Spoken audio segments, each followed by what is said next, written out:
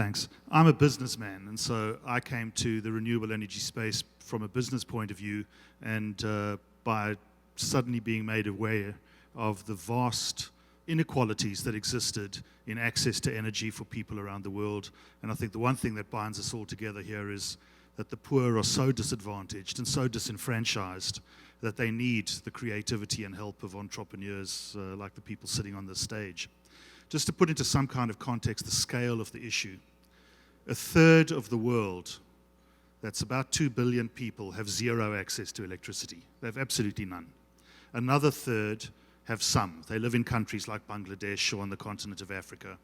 And so their ability to have sustainable development, if you like, is completely and utterly minimized, and in some places not available at all, because there is no electricity that exists. So things like refrigeration or schooling or any of the things that we take as being normal in our daily lives, whether it's the internet or access to television, if you're trying to put a sustainable long-distance education program together, just don't exist.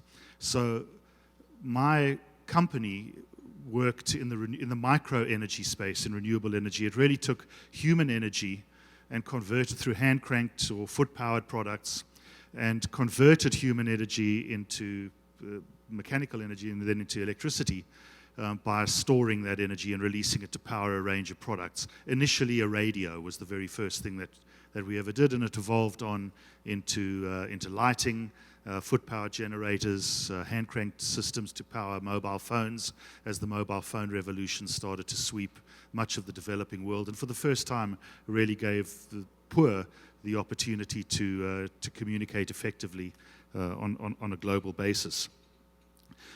Understanding that we were a business, we needed to ensure that the people that needed our technology the most but could afford it the least were given access, and so I established a not-for-profit, became a charity registered in the US, South Africa, and the United Kingdom, which called Lifeline Energy now, which started the process of building coalitions and partnerships to ensure that this technology was available mostly on the continent of Africa, and working in partnership with a range of different organizations.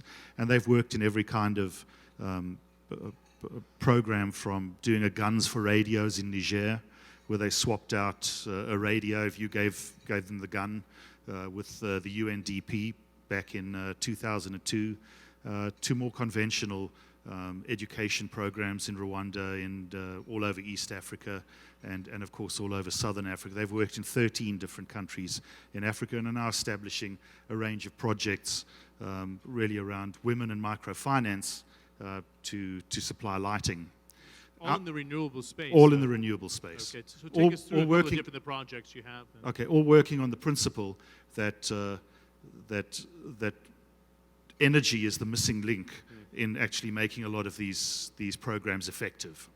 So there's a project running across Africa at the moment with a microfinance solution to it for women. Lighting Up Africa is what it's called, according to the World Bank. And our contention, by the way, is that the technology exists and the cash flows exist to actually go out and solve a lot of these problems. Bill Clinton always likes to say, we have the knowledge, we have the cash, do we have the will to actually end poverty? And it's a very similar thing in the renewable energy space. Along with solar, with wind, with hand crank, with animal power, with all of these various energy sources that are available to the poor, and with the amount of money that poor people are spending every day. According to the World Bank, the poor in Africa are spending $17 billion a year on fuel for lighting alone.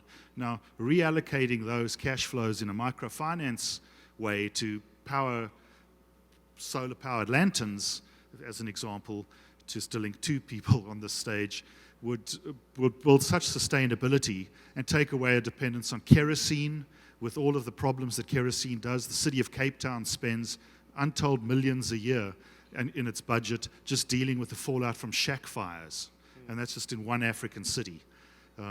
So there's significant opportunities that exist and that we've worked with in the past to take to what already exists and re-look at the way that energy is being presented, that it's being paid for, and taken forward on that. Okay, good.